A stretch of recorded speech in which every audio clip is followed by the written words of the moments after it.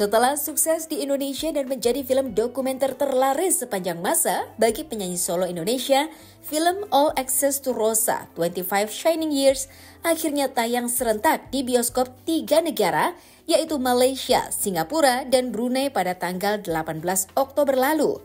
Film ini tayang di lebih dari 110 bioskop ternama di 3 negara tersebut.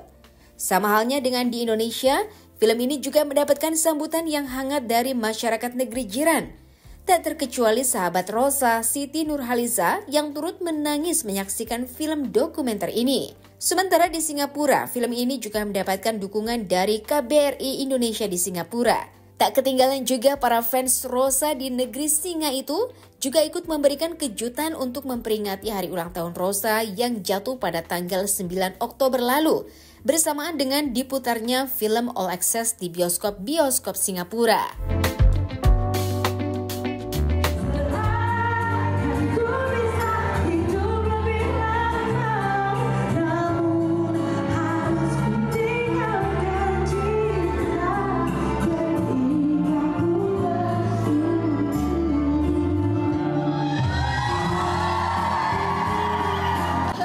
Terima kasih. Oke. Mbak, bagi ke MC. Dah lesson kerja pula aku nak kena berikan orang punya hadiah. Dah biar. Dah okey.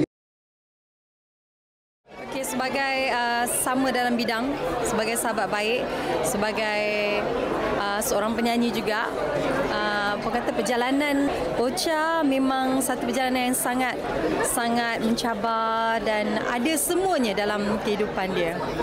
Ada pengorbanan dia, ada kisah rumah tangga dia, ada kisah kejayaannya, dan bukan mudah untuk menjadi seorang legend, dan itu semua kita dapat lihat dalam dalam movie yang mana bercerita tentang sebenarnya 25 tahun Rosa dalam industri.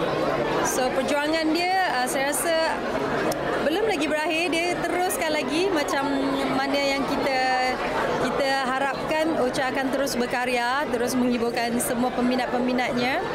25 tahun, mungkin 50 tahun lagi. Ya, Ocha, you are the best. Bintang yang sangat istimewa dilahirkan sebagai anak seni yang menghiburkan dan mengembirakan hati orang lain. Itu bukan satu perkara yang mudah. Allah bagi kelebihan itu pada Ocha. All Access ini sebetulnya ceritanya adalah aku menceritakan kehidupan aku selama 25 tahun di industri musik. Okay. Baik di Indonesia ataupun di Malaysia gitu, dan biasanya kan aku, kalau orang selalu lihat aku kayaknya happy. Iya, terus kan. itu yang kami lihat sekarang kayak ini. Nangis. Ya kalau sekarang emang happy sih. Iya. Kenapa kamu menangis dalam hidup Selalu. kamu? Enggak, tapi maksudnya mungkin kalau banyak orang aku memang enjoy. Tapi kalau sendirian baru terasa macam kadang-kadang karena kan aku sendiri orangnya emang perfeksionis. Jadi apapun yang aku lakukan tuh aku akan berusaha sedetail mungkin untuk bikin itu menjadi yang terbaik gitu. Jadi untuk menjadi yang terbaik itu kan butuh energi, ya kan, butuh usaha, butuh pemikiran. Nah, begitu pulang badannya baru terasa mungkin ya. Benar lah. Aku tuh ada beberapa cinta dalam hidup aku kan. Waduh, bilangin, mau tahu. Cinta terhadap Allah, ya kan.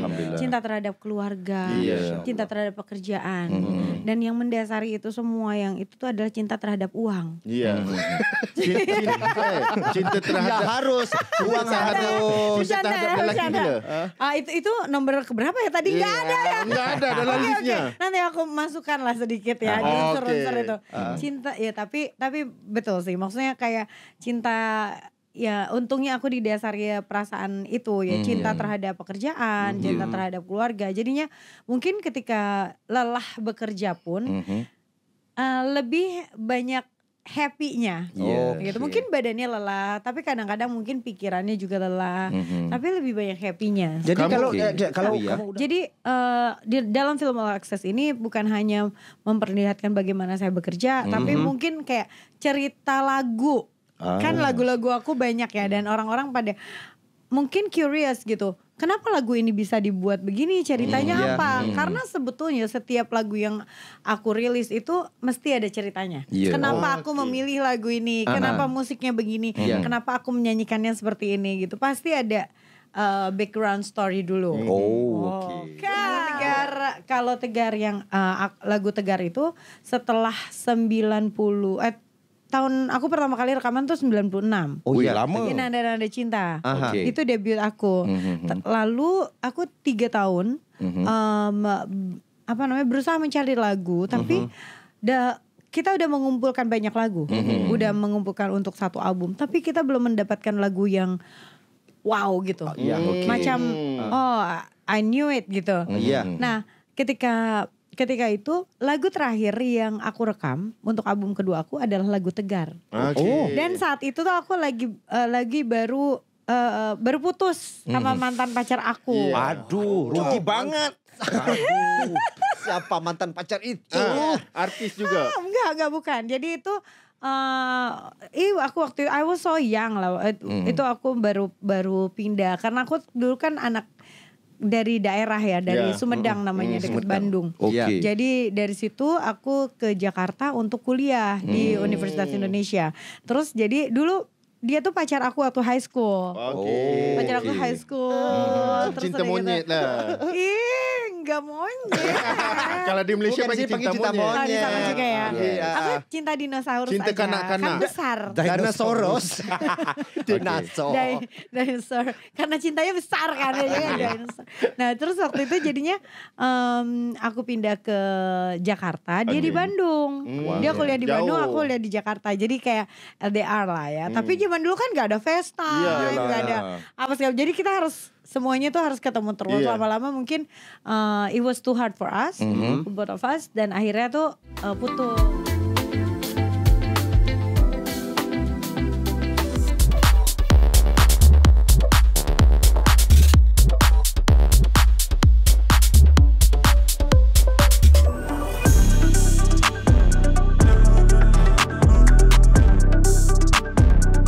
Atta Halilintar membagikan momen perkembangan anaknya Aminah Hana Nur Atta yang semakin hari semakin aktif dan ceriwis. Putri kecilnya ini mulai banyak mengikuti berbagai kegiatan di sekolah. Salah satunya saat ia tampil menggunakan kostum mermaid, Aminah tampak sangat lucu dan menggemaskan. Ayah dua anak ini pun mengaku bangga atas perkembangan putrinya. Ditambah lagi, Aminah merupakan tipe anak yang sangat perhatian, sehingga menjadi obat pelepas penat baginya seusai bekerja. Papata juga menuturkan bahwa ia dan Mama Nur sangat support apapun yang ingin dilakukan Aminah agar proses tumbuh kembangnya dapat berjalan dengan baik. Selain bangga, ia juga bersyukur bahwa banyak orang di sekitar ikut menyayangi anaknya, apalagi banyak netizen yang turut mengidolakan Aminah. Atta juga menambahkan bahwa sebisa mungkin ia akan banyak meluangkan waktu untuk Aminah di sela-sela kesibukannya bekerja. Lantas benarkah hal ini juga menjadi alasan Aminah tampak lebih dekat dengan Papata dibandingkan Mama Nur?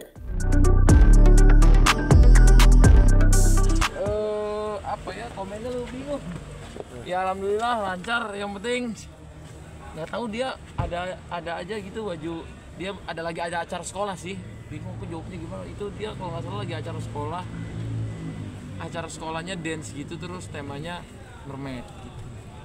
Jadi ya dia emang orangnya suka mix and match, suka pakai pakaian yang matching gitu-gitu. Yang cocok sama dia. Gitu sih. Ya, dipanggil sama Aurel katanya mermaid dari Pondok Indah.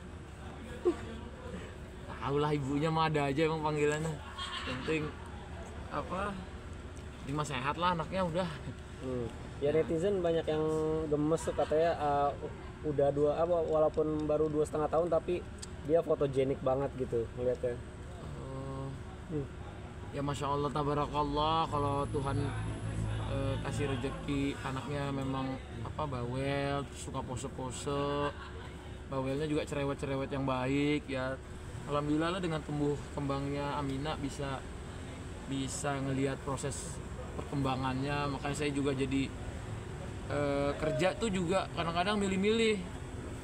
Kalau misalnya harus keluar kota atau apa gitu, misalnya ada tawaran gitu, kadang lebih milih yang di Jakarta gitu, karena ngelihat tumbuh kembangnya anak tuh seru banget gitulah. Jadi dari dulu kerja sekarang bisa bisa memilih waktu netizen sama semua emak-emak online, bapak-bapak, kakak, abang online-nya Amina semua. Kita mengucapkan banyak-banyak terima kasih, mohon doanya terus, semoga jadi anak solehah. Nah ya mudah-mudahan dia juga mungkin tumbuh kembangnya cepet karena dia punya adik juga, jadi dia ngerasa kakak banget gitu kan, jadi dia pengen belajar hal baru. Alhamdulillah. Bapak tak kemarin sempat bikin konten Jailin Amina yang bersin, terus dia kayak care banget ngasih obat, ngasih minum tuh seperti apa mungkin Bapak? Awalnya gimana bisa ide bersin gitu? Enggak sih, itu ada tim yang bikin habis itu ya anaknya ternyata care gitu sama bapaknya gitu, jadi syukurlah, alhamdulillah. Lihat kalau pulang dari kerja juga ditungguin depan rumah gitu ya, ditungguin terus ditanyain, kadang-kadang disiapin makan. Ternyata gitu serunya punya anak cewek gitu. Sering ngejailin Amina kayak gitu nggak sih, dalam arti jailin yang lucu-lucu kayak gitu Bapak tak? Enggak lah, jarang. Itu juga itu baru kemarin doang gitu. Kemarin juga sempat bikin konten yang tiduran di pahanya Amina terus dielus-elus, tapi pas Aurel gitu maksudnya dia. Ya, alhamdulillah sih. Nggak tahu itu konten mamanya, terus aku nge-stitch aja sih, cuman mamanya lagi bikin video itu terus ngetes ke Aminanya responnya gimana gitu. Ya itu sebenarnya lebih ke bentuk kita biasa Sabtu Minggu suka ngumpul-ngumpul bareng ya, kadang-kadang bikin apa gitu. Sabtu Minggu kan kadang-kadang kita kosongin, kemarin juga ada tawaran-tawaran ini itu, Sabtu Minggu pengennya di rumah deh bareng anak-anak gitu, coba selama masih bisa bagi waktunya adalah video-video itu. Tapi emang itu menandakan lebih dekat sama Papata daripada sama Mamana, apa enggak sih, maksudnya itu kebetulan aja? Gimana ya? Deket kok sama mamanya juga deket, cuman memang kayaknya anak cewek sama papa tuh ada chemistry-nya sendiri ya, terutama Amina gitu ya. Kalau Azura kan masih proses-proses ya. Jadi kalau Amina emang saya ngelihat ada kedekatan khusus. Terus tapi sama mamanya juga, dia juga sayang banget kok, sering banget nyari mamahnya pagi-pagi. Sama-sama sayang sama papahnya, cuman memang sama papahnya dia suka ya mungkin karena anak cewek ya. Jadi cinta pertamanya, laki-laki pertama dalam hidupnya itu juga bapaknya, jadi begitu juga saya gitu. Jadi saya setelah cinta yang luar biasa dulu sama perempuan pertama ibu saya, terus cinta sama istri saya, sekarang cinta sama anak saya. Alhamdulillah.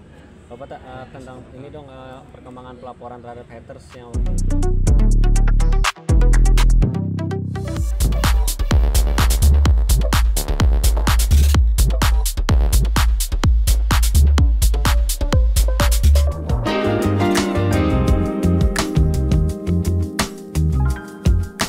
Setelah banyak melewati lika-liku dalam berpolitik, usaha Giring Ganesha akhirnya membuahkan hasil dengan dilantik menjadi Wakil Menteri Kebudayaan periode 2024-2025.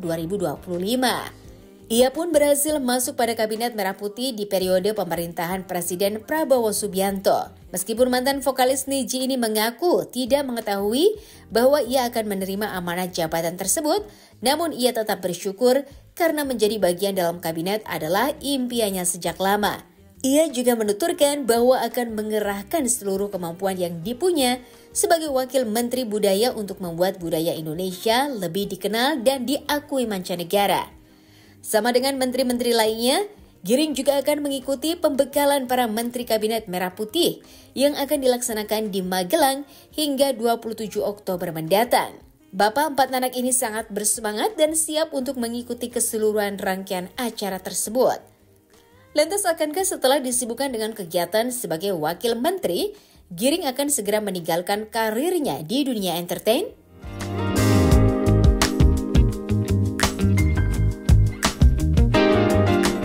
Keliling Indonesia juga, terus kita sudah sibuk merencanakan tour, ya kan? Terus abis itu udah planning sampai 2025 lah. Tiba-tiba mendapatkan telepon dari Bapak Presiden langsung, dan saya langsung bilang siap karena ini kan amanah tugas negara. Jadi ya udah kita langsung tiba-tiba dipanggil ke Kertanegara. Pas di Kertanegara dikasih arahan lagi bagaimana Pak Presiden bilang bahwa budaya harus menjadi wajahnya bangsa Indonesia. Jadi ada tugas besar, tanggung jawab besar, dan senang sekali bisa berdampingan dengan Bang Fadlizon sebagai menteri, karena Bang Fadli juga punya wawasan, passion juga terhadap kebudayaan. Jadi memang kayak cocok gitu. Pak Prabowo luar biasa mencocokkan Bang Fadli dengan saya gitu. Habis itu udah waktu dipanggil ke Kertanegara, ya kita itu lumayan agak lama ya. Iya kan. Oh iya kan udah ada pelantikan presiden lainnya. Ya kita juga masih deg-degan kan, karena balik lagi semuanya kan di politik bisa berubah nih, dinamis ya. Tapi begitu malam dipanggil ke istana, padahal hari Minggu kan selesai Pak Prabowo dilantik sama Mas Gibran dilantik, saya sama istri lagi santai-santai di rumah seperti biasa gitu. Tiba-tiba Mas Teddy selalu WhatsApp bikin lompat ya kan, ditunggu jam 8, wah langsung lompat lagi kan, siap-siap lagi ya kan. Dan akhirnya dipanggil namanya, wah itu pengalaman yang nggak akan kita lupain ya saya seumur hidup kita. Itu jadi pertama kali. Kalau berpolitik kan karena dari tahun 2017, terus kan di PSI jadi ketua umum, nyalek ya kan. Menjadi menteri itu memang salah satu, menjadi wakil menteri atau masuk ke kabinet itu juga salah satu impian saya juga gitu. Jadi ya mudah-mudahan ini juga adalah awal mula hal-hal yang besar ya gitu. Yang paling penting apa sih yang bisa saya lakukan buat bangsa Indonesia itu. Tapi Mbak Cynthia sendiri melihat sang suami bisa sampai di titik ini, gimana sih Mbak pas pertama kali mendengar kabarnya? Aku dengar nangis ya. Nangis bangga, dan aku dari awal emang udah yakin sih Mas Giring tuh pasti bisa terus tumbuh dan mencapai semua impiannya gitu. Jadi ya ngelihat prosesnya dari awal pacaran, jadi vokalis band, terus nikah, dia punya perusahaan, dari usaha sendiri, terus naik lagi jadi ketua umum, semua kan dia lewati pelan-pelan gitu prosesnya. Jadi kayak bangga banget sih kalau nge-support terus kalau dan meyakini kalau dia tuh bisa jadi apapun yang dia mau. Dia yang paling yakin. Saya orangnya ya gitu aja, jalanin hidup itu ya udah let it flow aja, tapi dia yang kamu bisa gitu. Itu Wamen juga ikut ospek atau ikut? Ya, itu seperti apa persiapannya mau di ospek? Bukan ospek sih. Itu sebelah kayak pembekalan. Satu pembekalan kayak gathering lah, gathering semua menteri, wakil menteri di badan. Yang paling lucu ceritanya waktu pagi-pagi sebelum saya dilantik jam 12 kurang, tiba-tiba Zidane manggil, ayo, ada orang dari angkatan darat sama angkatan udara datang. Ah, bohong lo, bener ya, lu jambongin gua lo, sumpah demi Allah ya. Ah, nggak percaya. Pas saya turun ke bawah rapi-rapi gitu kan, siap gitu.